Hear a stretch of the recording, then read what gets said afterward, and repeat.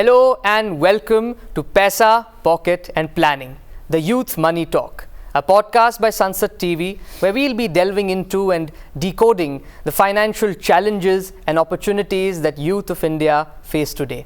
Pocket money, spending habits, or side hustles, or whether students should start investing and saving early on. All of these issues are going to be discussed in today's podcast. I'm your host, Abhinandan Kaul, and today with me for this very purpose are joining three very young and dynamic individuals, all of whom I'm sure have various different opinions, perspectives, and experience to share with us today. So very, very warm welcome to all of you. Thank you so much for joining us today, taking out time from your busy schedules. So before we kickstart today's discussion, I believe it would be great if each one of you can sort of give us a brief introduction about yourself, tell us who you are, what you do, and also sort of a few words about when was the first time when you realized the importance of money, you realized that you're responsible for money. Because that's the period. Otherwise, we think that money in the beginning, that we think that money is something that needs to be spent. But then that moment of realization when we realize that okay, we have to be responsible with money, we have to plan our expenses, and we have to curb our desires. So let's hear it all. So hi everyone. This side Kashish, and I am currently a law student at Delhi University. I belong to Jaipur, Rajasthan, and as an outstation student, my experience with money has been different in the Delhi city. And coming to my first experience as a responsible spender, I would say during my childhood, my parents used to give me tasks, and if I successfully completed those tasks, I was rewarded with a certain amount of money. And I would say that I used to earn my pocket money and sometimes used to get bonuses as well. Okay, so you didn't face that kind of, I think, moment of hard-hitting realization that you're spending enough money now, okay, let's stop and plan. I think from the very beginning, you've been taught to value that money, and that's also probably because you've done a lot of labor at hard work at your home. So you're just earning money in that sense. But yes, that's good to hear. What do you have to say? Yeah, namaste. My name is Ayushi and I have done my bachelor's in commerce, and now I am a financial consultant, and from side by side I am doing my MBA in finance also. So my first responsibility was actually, it was infused in within me from my father, because he was a financial consultant too, and he was very strict about money matters and the pocket money he gave me. So I was always told that this much you are getting and you have to plan your expenses in this. So you, just like Kashish, you also caught the train early. Yeah, I would say. What about you? Thanks Abhinandan for this warm welcome. I am Ashish Goel and I manage my family business. I am just excited how money is important for everyone. Personal finance is just crucial for everyone, and everyone needs to have learn this skill in their lives. So that's why we all are here to discuss this. And when I was in college, I was spending carelessly. I was just seeking validation from my friend circle, and I had no idea about managing money, financing and all. But when that transition happened from imaginary world to real world and maturity hit me hard, then I realized no, this is not the thing you should do, and you have to stop here and you have to plan future now. And then I will realize that inflation is running too fast, and I also should run faster than inflation. So I started exploring various options about markets and the places where I can invest, and I started investing according to my risk capabilities. Well, that's very interesting to hear that initially it's and that's something that we'd also discuss in our podcast today, about how peer pressure sort of affects your spending habits. But I'm glad that you eventually came to your senses and you understood that okay, money is not something that can be stretched as much as you want. There's a limit and you have to follow that. So that was interesting, and it's also very it's fascinating to sort of know that we all have had these kind of different moments when reality hits us. But again, the learning is that money is limited. There are unlimited desires, limited kind of means to achieve them. So we need proper planning and proper management, which sort of takes me to the next topic that I want to discuss with you. And That's basically with respect to money management. So, see, the first foray that the youth have into financial independence is mostly pocket money, right? That's the first time that they get the taste of financial independence. But at the same time, they, making that pocket money last, no matter how much that pocket money is, it may be 100 rupees, it may be 1,000, but making that money last is the real challenge. And this sort of reminds me of a quote that was given by an American author named Jill Shalvis, who says that, and I quote, "Money speaks, but all mine ever says is goodbye." So again, the challenge is basically to sort of rein in the flow of money and manage it. So since you all are experienced this stage of life, and some of you are also professionals, what would you suggest? What are some ways through which the youth, especially the students, can effectively manage their expenses and their pocket money? Yeah, so coming to that, like, I would like to bring this quote before this. जितना प्राप्त है उतना पर्याप्त है. Like, whatever I have got has to be enough. Like, our needs, for money for our needs are enough, but not for our greeds. So what I used to do with my pocket money is that I used to divide my pocket money into percentage of 70% for my spending and 30% as my saving. And that saving has to be a strict one. Like, even I used to forget that this particular amount of money exists with me. So with that 70% of money, I used to spend that wisely on my primary needs, secondary needs, and also fun needs. And with God's grace, I was able to manage it, because through smart spending, using discounts, student referrals, you can easily manage such amount of money and live a life to enjoy. Oh, that's great to hear. And the quote that you started with, that's the essence, right?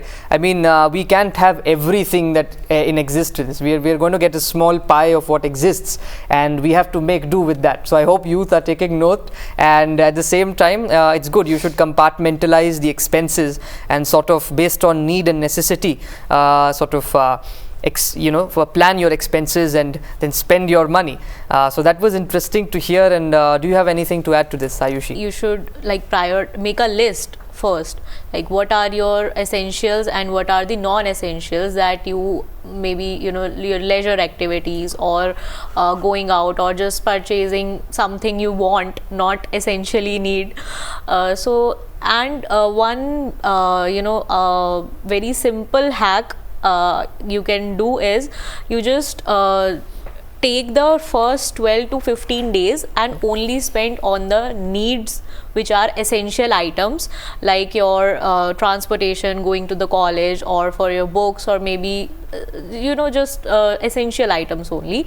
Then after that 12 to 15 days, you see how much you are left with, and for that amount you can use it for your going out with your friends or purchasing something.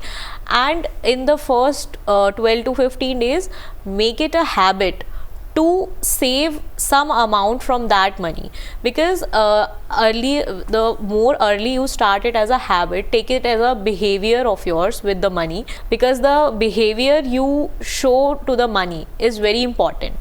So make it a habit to, at least whether it's 100 rupees or whether it's 1000 rupees, just make it a habit to save it. And then you can plan accordingly. Like I said, the first 12 to 15 days you have to spend on the essential items, and rest of the month you can go for your wants, the non-essential items. And one more thing students can do is, they should always go for discounts. There are multiple discounts going on for students. There is one website called Unidays. You can get multiple discounts or multiple websites there. Exactly. So you have sort of elaborated what Kashish had said, that yes, first of all, please differentiate between your needs and your wants, and then a life hack, a sort of a cheat code, that you spend first 15 days. First 15 days you spend on your necessities, and then the next of the 15 days you can sort of be more generous with your spending, but at the same time save. And yes, use the discounts and all the like all the benefits which are available, because if you have ways through which you can cut your expenses while making the smart moves, why not do that, right? So Ashish, do you want to add something to this? So there is one more cheat code I'd like to add. You can divide your pocket money in 3 ratios: 50, 30, 20. 50% for your basic needs like your house rent, foods, etc., and 30% for your wants, like if you want to hang out with your friends, or eating out some movies, or entertainment stuff, and 20% for your savings and investments. That was an interesting perspective. The 50, 30, 20 rule, as you said, you just compartmentalize the kind of expenditures you want to make, and you need to stick to it. But again, it's very difficult, isn't it? It's budgeting is like, especially for the youth, I'm sure that they would relate to this, is like a New Year's resolution. You make that and you're full of josh, you're full of energy to do that, but then in the end, once a month or two is passed, there are only very few sticking to it, and rest are back home. But I said it's kind of difficult, but I said if you are disciplined.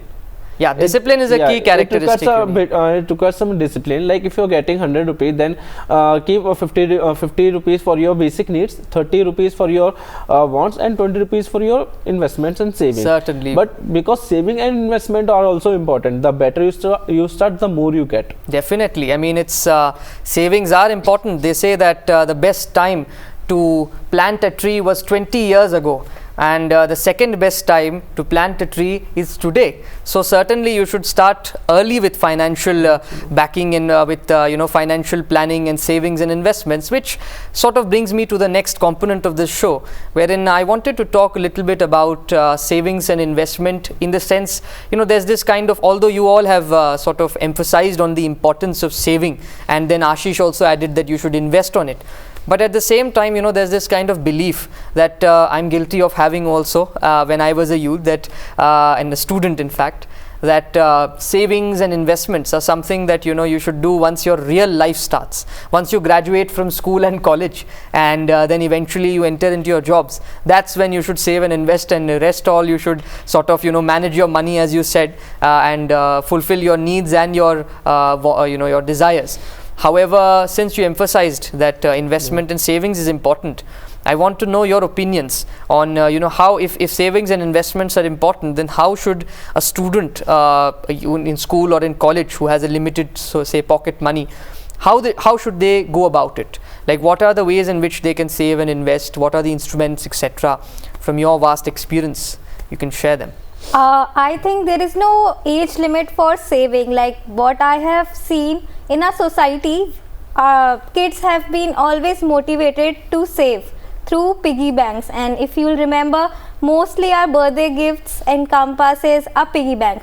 So I think that particular value is instilled in ourselves since very beginning, where we know that small inputs leads to bigger outcomes. So saving is one such value. I think the more early you start, the more better you get the understanding of it.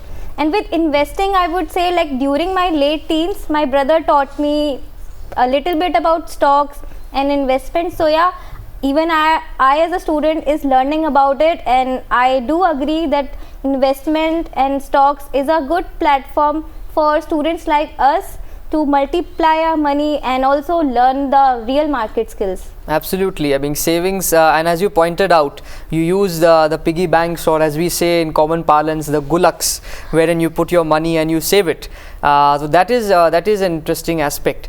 But I believe that with respect to investment, since you're a student and you're also someone who is sort of navigating this complex landscape, I believe Ayushi would be the right person, being a financial consultant, to shed some light on what are the good instruments in which youth can sort of invest and expect good return. So I would say the student who is 18 years old and have a bank account and have money in it, that's the main thing. They should start investing right there, because the more you delay it, it is never going to be your habit of saving. As I mentioned earlier also, you have to make it a habit, so that it's not something you are doing because someone is saying that you should do it. It's you have to make it a habit of your life, that you have to save money. And in today's world, we have the digitalization has enabled students a lot. Like they just open a demat account in 10 to 15 minutes and set up the account, their bank account with, link their bank account with it in just within a week, and they can start investing. And the basic even the smallest amount to start an SIP has gotten very low in today's time.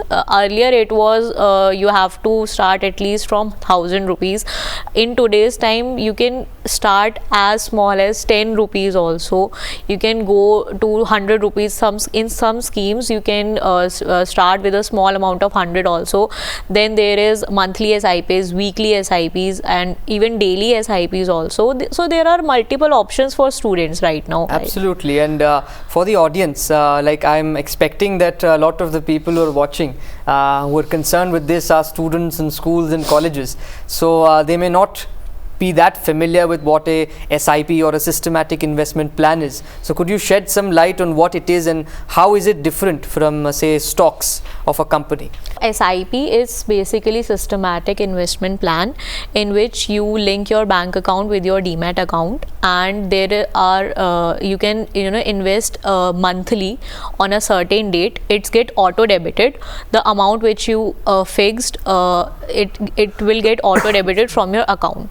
And the mutual fund is basically a pool where you and a lot of retail investors pool in their money. Then that money is invested in the stock market through a expertise team of mutual fund managers. So they manage that fund, and whatever the fund is earning or gaining the profits, that is shared with you in the proportionate amount which you have invested. So it's basically a passive way to invest in the stock market. So students, there are very multiple, the apps are there are a lot of apps through which the students can invest online. Certainly. It's very easy and right now. It's not just investment, it's also that online we have so many resources that we can youth can sort of learn about these various instruments. Recently we can see that there's been a trend of digital payments, and I think probably the amount of transactions that our nation makes in a day is much more than what developed economies of the West, with which who we used to compare ourselves, make in a day or maybe in a year. So elaborating on that, spending, it's a very good thing, but since at the same time spending has the amount spending has become much more easier in today's day as compared to any other time. It's easy to spend. You just take your phone, you scan the QR code, type in the digits, and that's it.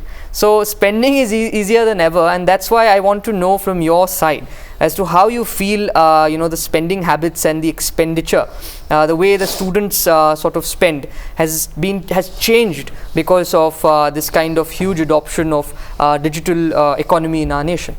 Well, digitization has been a really great aid for students like me. Like coming from my hometown and then carrying a lot of cash with me is something which is very risky. But with onset of digital payments, my transfer of money is very easy. My parents could send that amount of money to me anytime, and even I could utilize that money in my daily activities easily.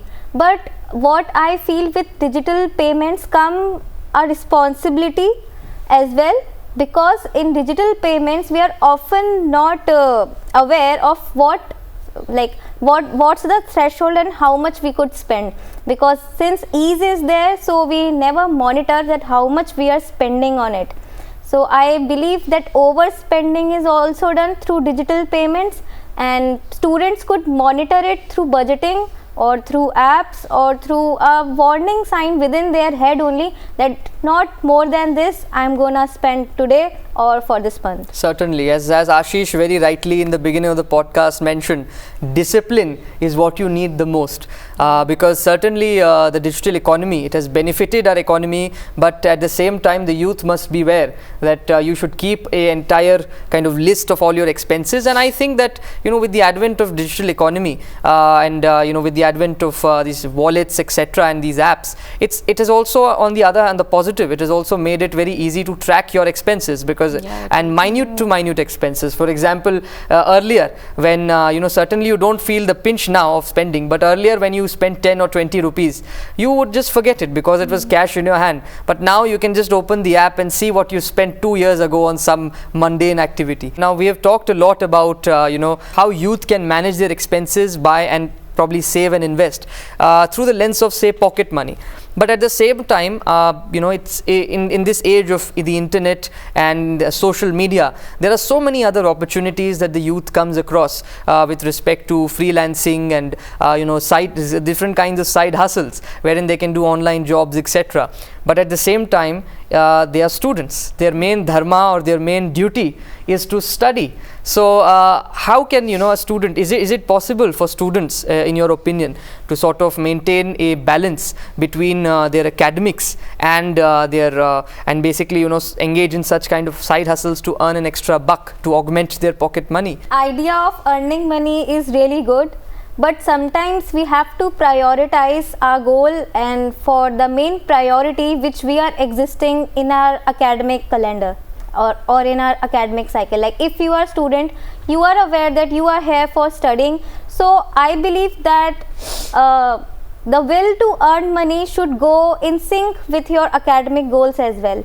Your timing and alignment for your academic studies as well as for your earning should be in particular sync as well as complementary in nature. And regards to side hustle, I would say a student cannot commit a lot of time to a side hustle alongside his or her studies in graduation, I believe. Yeah, and I think, Kashish, you were lucky in this regard because you got an amazing side hustle at home, right? Yeah. You were paid for chores. But jokes aside, certainly you have to prioritize academics. So what can be done? A middle path can be drawn out where you sort of sync your academic calendar as well as your academic priorities and sort of engage, like for example, you have a long vacation.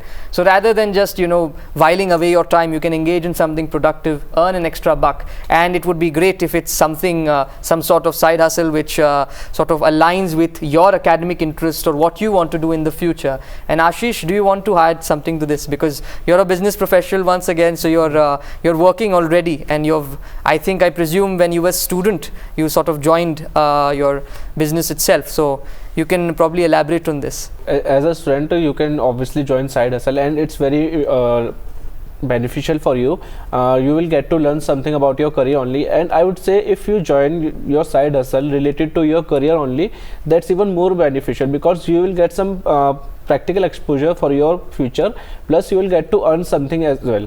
Yeah. And you can start jobs like tutoring or we can say internships or even freelancing to boost up your extracurricular activities. Everyone has some extra talents in their college, and it's necessary because this is the peak time where you should explore your extra talent. You'll get to learn a lot of new talents of yours that were hidden if you engage in these things. And also I believe that if you engage in such kind of side hustles while you obviously manage your academics, you can also positively sort of contribute to the growth of our nation.